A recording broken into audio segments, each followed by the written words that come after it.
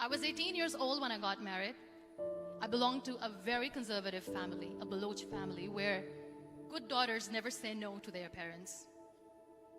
My father wanted me to get married, and all I said was, if that makes you happy, I'll say yes. And of course, it was never a happy marriage. Just about after 2 years of getting married, about 9 years ago, I met a car accident. Somehow my husband fell asleep and the car fell in the ditch. He managed to jump out, saved himself. I'm happy for him. But I stayed inside the car and I sustained a lot of injuries. The list is a bit long. Radius ulna of my right arm were fractured. The wrist was fractured. Shoulder bone and collarbone were fractured. My whole rib cage got fractured. But that injury that changed me and my life completely was the spine injury. Many people came to rescue. They gave me CPR. They dragged me out of the car. And while they were dragging me out, I got the complete transection of my spinal cord. Those 2.5 months in the hospital were dreadful. I was at the verge of despair. One day, doctor came to me and he said, well, I heard that you wanted to be an artist, but you ended up being a housewife. I have a bad news for you. You won't be able to paint again. Next day, doctor came to me and said, your spine injury is so bad, you won't be able to walk again. I took a deep breath and I said, it's all right. Next day, doctor came to me and said, because of your spine injury and the fixation that you have in your back, you won't be able to give birth to a child again. That day, I was devastated. I started to question my existence. Why am I even alive? So what kept me going was, one day I asked my brothers, I know I have a deformed hand, but I'm tired of looking at these white walls in the hospital and wearing these white scrubs. Bring me some colors, bring me some small canvas. I want to paint. So the very first painting I made was on my deathbed, where I painted for the very first time. What an amazing therapy it was. Without uttering a single word, I could paint my heart out. I could share my story.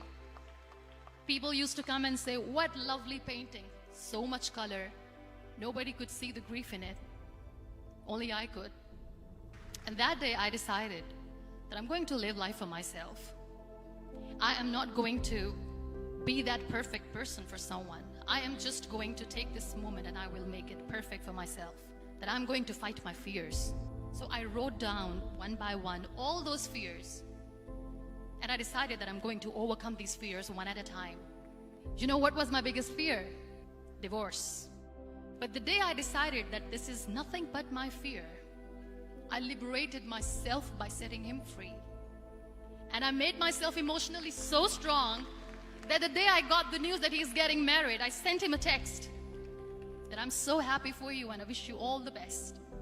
And he knows that I pray for him today. Number 2 was, I won't be able to be a mother again. And that was quite devastating for me. But then I realized there are so many children in the world, all they want is acceptance.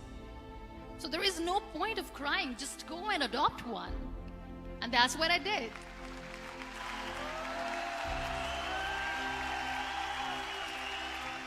I gave my name in different organizations, different orphanages, and I waited patiently. 2 years later, I got this call from a very small city in Pakistan. I got a call and they said, are you Muniba Mazari? There is a baby boy and would you like to adopt? I could literally feel the labor pain. I said, yes, I am going to adopt him. I am coming to take him home. And that day, I was 2 days old, and today he's 6. You know, when you end up being on the wheelchair, what's the most painful thing? People think that they will not be accepted by the people because we, in the world of perfect people, are imperfects. So I decided to appear more in public. I started to paint. I have done a lot of modeling campaigns. I decided that I'm going to join the national TV of Pakistan as an anchor person. I became the National Goodwill Ambassador for UN Women Pakistan, and now I speak for the rights of women, children.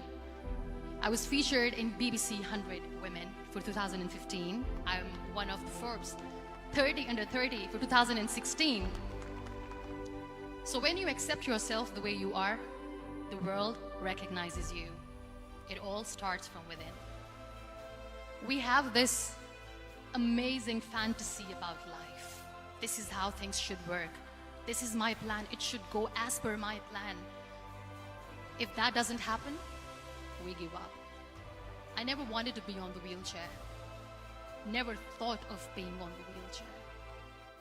This life is a test and a trial, and tests are never supposed to be easy. So when you are expecting ease from life, and life gives you lemons, then you make the lemonade, and then do not blame life for that. It is okay to be scared. It is okay to cry. Everything is okay, but giving up should not be an option. They always say that failure is not an option. Failure should be an option, because when you fail, you get up, and then you fail, and then you get up, and that keeps you going. Embrace each and every breath that you are taking. Celebrate your life. Live it.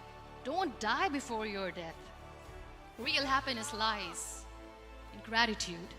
So be grateful, be alive, and live every moment.